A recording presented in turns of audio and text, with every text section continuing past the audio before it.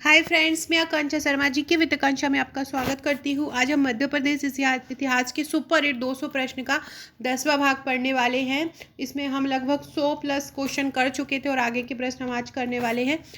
ये बहुत ही इंपॉर्टेंट 200 प्रश्न है जिसका आप किसी भी मध्य प्रदेश के एग्ज़ाम की तैयारी कर रहे हैं उसमें ये क्वेश्चन बहुत इंपॉर्टेंट है। और इनका मैं जो कोई प्रश्न कराती हूँ तो उससे संबंधित जो भी व्याख्या होती है वो भी करवा देती हूँ, ताकि उससे संबंधित कोई भी प्रश्न उसमें बन रहा हो तो उसकी भी जानकारी आपको मिल जाए। तो चलिए स्टार्ट करते हैं फ्रेंड्स। ये मेरा प्रीलिम्स का पैकेज है। प्रीलिम्स की 16 फाइल आपको मिलेंगी, 16 बुकलेट आपको मिलेंगी, साथ में इसके आपको एक ट्रिक फाइल भी मिलेंगी ताकि आपको ट्रिक द्वारा भी कोई चीज़ याद करना हो तो वो मिल जाए। एक मैप की फाइल भी मिलेगी।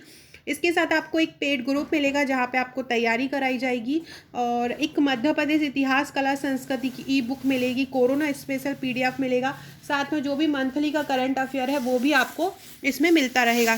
तो चलिए स्टार्ट करते हैं फ्रेंड्स। ये प्रीलिम्स की मेरी टेस्ट सीरीज़ है। ये 3 फाइलें आपको मिलेंगी।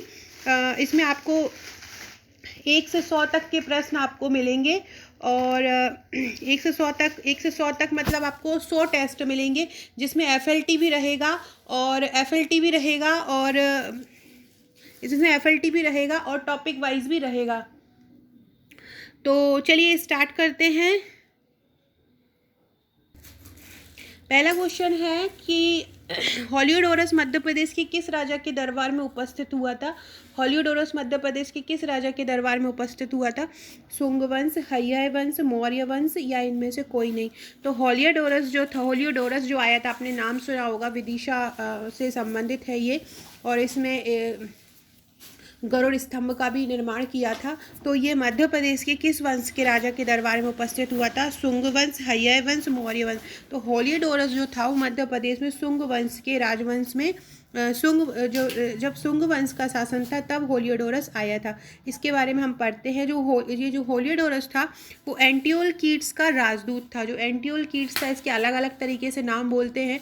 तो एंटिओल कीट्स जो था उसका राजदूत था हेलियोडोरस। शुंग वंश के राजा भागभद्र के 14वें वर्ष इसके विदिशा दरबार में ये उपस्थित हुआ था। तो शुंग वंश का जो राजा था भागभद्र, ये राजा भागभद्र जो था वो शुंग वंश का था। उसके दरबार में के 14 जब उसके दरबार के 14 वर्ष हो गए तो उस समय ये स्थित आया था और उस विदिशा के दरबार में उपस्थित हुआ था, और इसने विदिशा में गरुड़ स्तंभ की स्थापना की थी। तो याद रखिएगा, हॉलियोडोरस जो आया था वो मध्य प्रदेश के किस वंश के राजा के दरबार में आया था? शुंग वंश के दरबार में आया था। किस वस्तु द्वारा सातवाहनों के मध्य प्रदेश के शासन का पता चलता है? तो सातवाहन शासकों के जो शासन का पता चलता है वो मोस्टली उनके सिक्कों से पता चलता है। इनके बारे में पढ़ते हैं। सातवाहन नरेश अपीलक का तांबे का सिक्का मध्य प्रदेश से प्राप्त हुआ। ये अपीलक याद रखिएगा। लास्ट टाइम PSC ने कुछ इस प्रकार के क्वेश्चन ही पूछ लिए, तो व्यापम तो ऐसे पूछता ही है। तो सातवाहन नरेश जो थे अपीलक, उनके समय तांबे का सिक्का मध्य प्रदेश से प्राप्त हुआ है, जो यह स्पष्ट करता है कि इस काल में मध्य प्रदेश के भूभाग पर सातवाहनों ने शासन संचालन किया था। तो सातवाहन ने मध्य प्रदेश में शासन किया। इसका हमें किससे जानकारी मिलती है? तांबे के सिक्कों से। ये तांबे के सिक्के किसके संबंधित है? ये अपीलक से संबंधित है। नेक्स्ट क्वेश्चन है, किस शासक के सिक्के मध्य प्रदेश के मालवा से प्राप्त हुए हैं? मध्य प्रदेश के मालवा से भूमक के सिक्के प्राप्त हुए हैं। ये भूमक जो है वो शक शासक है। भूमक कौन सा शासक है? भूमक शक शासक है। और इस भूमक शक शासक के जो काल के सिक्के हैं मालवा क्षेत्र से प्राप्त हुए। याद रखिएगा, किस शासक के सिक्के मध्य प्रदेश के मालवा से प्राप्त हुए हैं? भूमक के सिक्के मध्य प्रदेश के मालवा से प्राप्त हुए। इनके बारे में पढ़ लेते हैं।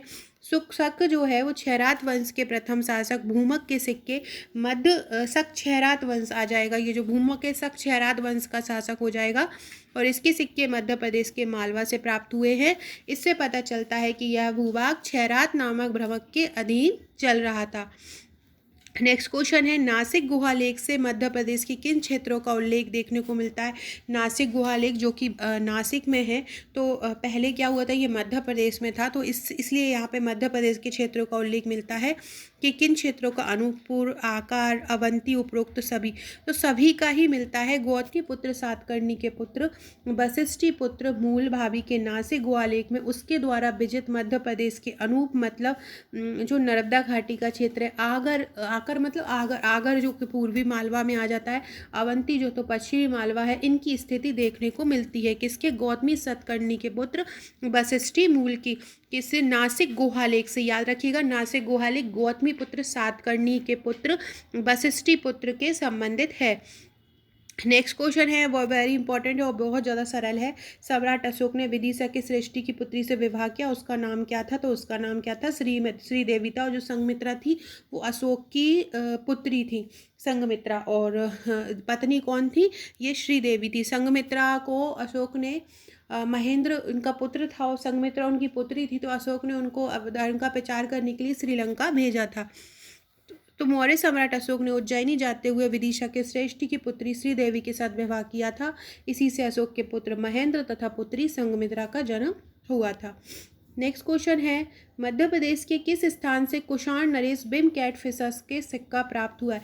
फ्रेंड्स, आप लोग को मुझे एक क्वेश्चन कमेंट बॉक्स में बताना है कि कुषाण वंश की स्थापना किसने की थी और किस सन में की थी? कुषाण काल जो रहा था वो कब तक रहा था, कब से स्टार्ट हुआ था, ये आपको बताना है। इसकी संस्थापक बताना है आपको कमेंट बॉक्स में, और इसकी स्थापना कब हुई थी। अगर आपको मेरे ये इतिहास वाली जो सीरीज़ अच्छी लगती है तो कमेंट बॉक्स में आंसर जरूर दीजिएगा कि कुषाण वंश की जो स्थापना थी वो किसने की थी और कब की थी।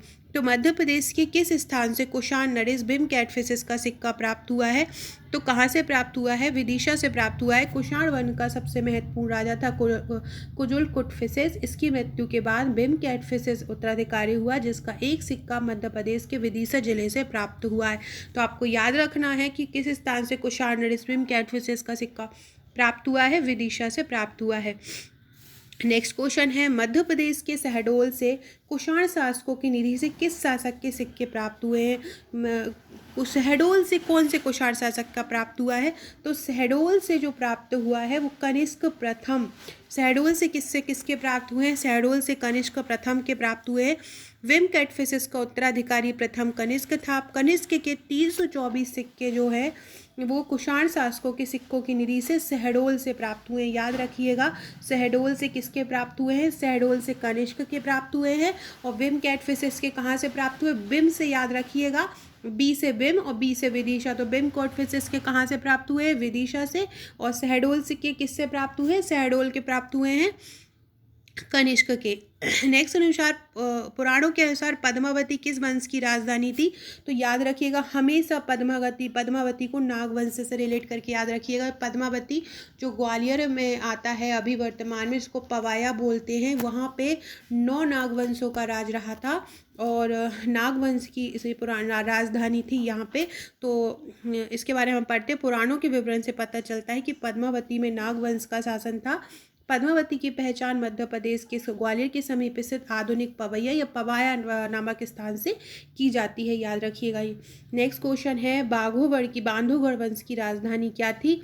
तो मध्य प्रदेश का बघेलखंड मुख्यतः रीवा मंडल में मगराज वंश का मध्य प्रदेश का जो बघेलखंड था जो कि रीवा क्षेत्र आता है, इस वंश के प्रथम राजा ज्ञात राजा वशिष्ठी पुत्र भीमसेन के पुत्र कौशी पुत्र पोर्टसेरो ने अपनी राजधानी बांधवगढ़ को बनाया था। तो इसका ये इसमें बांधवगढ़ में किस वंश की, बांधवगढ़ की जो राजधानी किसने बनाई थी? वो मगराज वंश ने बनाई थी। बांधवगढ़ की राजधानी किसने बनाई थी? मगराज वंश ने बांधवगढ़ को अपनी राजधानी बनाया था। किस वंश ने बनाया था? मगराज वंश। याद रखिएगा, बांधवगढ़ नाम तो ऐसा लगता है कि इससे संबंधित सभी क्वेश्चन आप कर ही लेंगे, लेकिन अगर ये वंश आ गया ना तो आप लोग कंफ्यूज हो जाओगे। तो ये जरूर याद रखिएगा, बांधवगढ़ किस वंश की राजधानी थी? मगराज वंश की राजधानी थी। नेक्स्ट क्वेश्चन है, मध्य प्रदेश के शिवपुरी जिले के नरवर को किसने बसाया था? तो मध्य प्रदेश के शिवपुरी जिले के जो नरवर था उसको राजा नल ने बसाया था। किसने बसाया था? राजा नल ने शिवपुरी जिले के नरवर को बसाया था। इसके बारे में पढ़ लेते हैं। अनुश्रुति के अनुसार राजा नल ने नलपुर नगर बसाया था, जो आधुनिक शिवपुरी जिले में नरवर के रूप में विद्यमान है। मध्य प्रदेश के किस जिले से हिंद यूनानी सिक्के मेनांडर के सिक्के मिले हैं? तो बालाघाट से मिले हैं। कहाँ से मिले हैं? बालाघाट से मिले हैं। बहुत इंपॉर्टेंट क्वेश्चन है। हिंद यूनानी शासक मेनांडर के सिक्के कहाँ से मिले हैं? बालाघाट से। इसके बारे में पढ़ लेते हैं कि हिंद यूनानी शासकों के मध्य प्रदेश के निश्चित प्रमाण नहीं है, लेकिन प्रदेश के बालाघाट जिले से हिंद यूनानी शशक मिनांडर के सिक्के प्राप्त हुए। सो फ्रेंड्स, ये थे हमारे आज के क्वेश्चन। 113 क्वेश्चन हमने कर लिए हैं। आज हमने इसके 10 क्वेश्चन पढ़े। ऐसे ही आगे के जो प्रश्न है, टोटल इसके 200 प्रश्न रहेंगे। आगे के क्वेश्चन आपको मैं नेक्स्ट वीडियो में लेके आऊँगी। अगर आप हमारे प्रीलिम्स के, मेंस के, एमपी पुलिस के नोट्स लेना चाहते हैं तो ले सकते हैं। एमपी एसआई के नोट्स भी जल्द ही आप लोगों को उपलब्ध होंगे, क्योंकि उसकी भी वैकेंसी आने वाली है। पटवारी के नोट्स भी तैयार किए जा रहे हैं, तो ये सभी नोट्स आपको एक ही जगह पर उपलब्ध होंगे। अगर आप हमारे चैनल पर बने रहेंगे तो आपको इन सब की जानकारी बनी रहेगी। तो आप चैनल को सब्सक्राइब कीजिएगा। व्हाट्सएप ग्रुप की लिंक और टेलीग्राम ग्रुप की लिंक आपको डिस्क्रिप्शन बॉक्स में दी है, तो आप वहाँ पे जुड़ सकते हैं। तो बाबा चली गई अपने। और ये मेरे प्रीलिम्स के पैकेज है। इसमें आपको 16 बुकलेट मिलेंगी, जो मैं आपको ऊपर बता चुकी हूँ। और ये ई बुक 70 रुपये की है। अगर आप हमारे कोई भी नोट्स लेते हैं तो उसके साथ आपको ये फ्री रहती है। अगर अलग से लेना चाहते हैं तो आप इसको ले सकते हैं। इसमें सभी शाखों का क्रमबद्ध वर्णन किया गया है। ये रामबाण टेस्ट सीरीज़ है 10,000 ऑब्जेक्टिव की, तो आप ये भी परचेस कर सकते हैं। सो फ्रेंड्स, वीडियो अच्छा लगा हो तो लाइक शेयर जरूर कीजिएगा, चैनल को सब्सक्राइब कीजिएगा। Okay friends, thank you.